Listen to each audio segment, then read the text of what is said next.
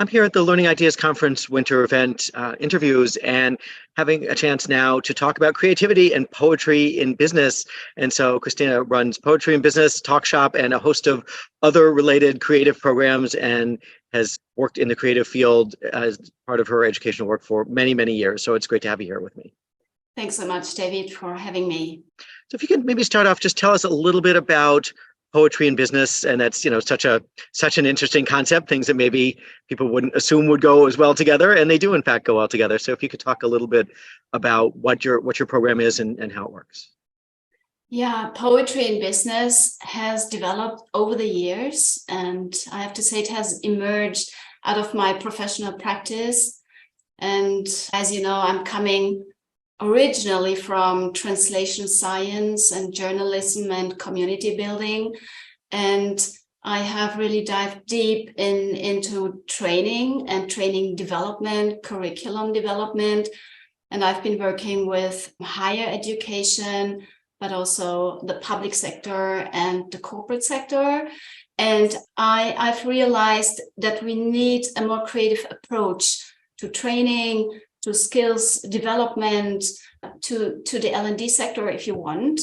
And poetry in business, basically, it's a synergy between analytical thinking, strategic thinking, and artistic, poetic impulses, if you want. And I think that we can best develop so-called future skills, because that's the focus of poetry in business, by using a lot of creative impulses, by using artistic impulses, and by bringing this together with strategic learning design. That sounds really fascinating. But what happens when someone comes to you and you have a workshop, a poetry and business workshop? How large are the workshops usually, and what kinds of things do you do? Yeah, again, that depends on the learner's needs, on my client's need. I think the smallest size, if you want, is a 2-hour workshop. But that's really the minimum. And of course, the effect or the impact is bigger when there are regular meetings where we can do a series of impulses and different learning activities. I usually use a multi-method approach, the so-called 2CG approach, and 2CG stands for content and context specific generic competency coaching. And generic competencies are what nowadays we call future skills. So nowadays everyone talks about 21st century skills or future skills, and these include, communication skills, critical thinking skills, creativity, problem solving skills, but also empathy, imagination, analytical skills even. And coming back to your question, so what happens in such a workshop? It actually depends on the problem we need to solve with the learning. So what kind of skills do the learners want to improve? What's their professional context? So where are they coming from? I work a lot with engineers, for example, but I also work with medical experts, with lawyers, with environmental specialists, with public officials, so a lot of different people. Yeah, so one quick question to follow up. Where does the poetry come in? Yeah, that's a good question. Thanks for asking that. So when you hear poetry, or when people hear poetry, they usually get scared, because they think, oh my God, are we going to write poems? Are we going to do literature? Is this going to be super intellectual?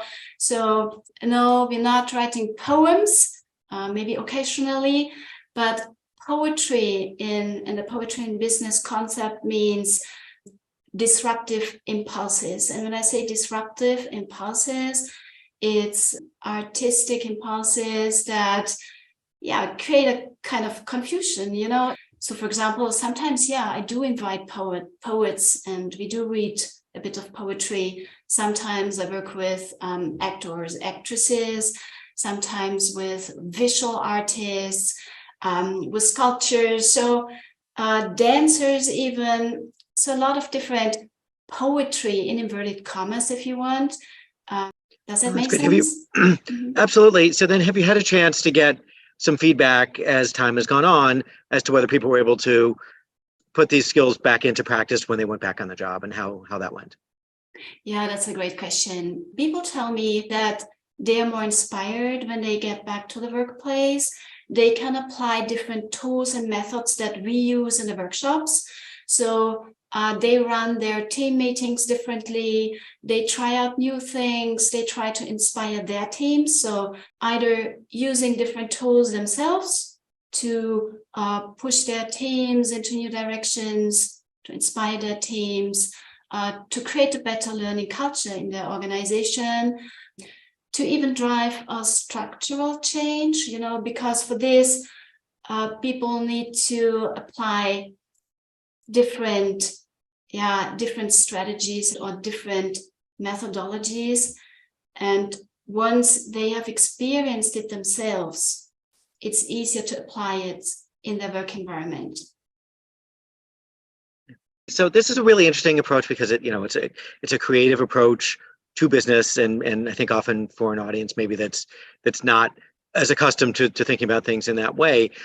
You mentioned a little bit about your background before, but just to sort of summarize, like what got you into this? Where did this is a creative idea that you came up with, a workshop that you run and continue to run. What made you put this together, and how did your process work in designing this in the first place? And I think I'm just really passionate about what I do. And yeah, it's like coming from inside of me, from my curiosity, from my wish to explore new pathways. And of course, it's linked to my professional experience. And, I'm a community of practice facilitator, and I have gained a lot of experience in facilitating collaborative learning groups. And then I think also my translation science background plays in, because when you study languages and translation, then you immerse into different cultures.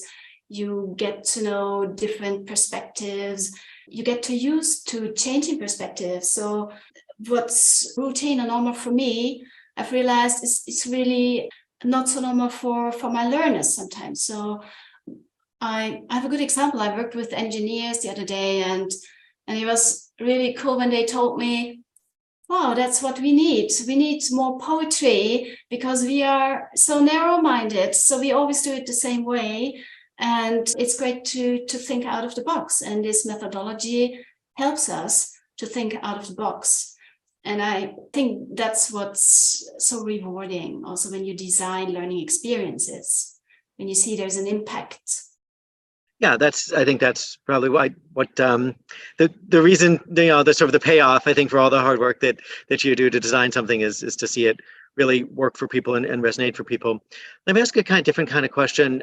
People come and take your workshop. Are there times when they come back for another workshop or a follow-on experience to try to sort of take things in a different direction, or just to sort of, get back into the creative spirit if it's been a while since they took the workshop? So I work with learners who come back because they love the creative experience and they love the self-development. So they just enjoy getting in touch with their intuition or creative voice a bit more.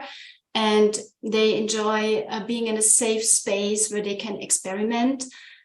But then I also have clients, customers who come back because they want to push change and transformation in their business context.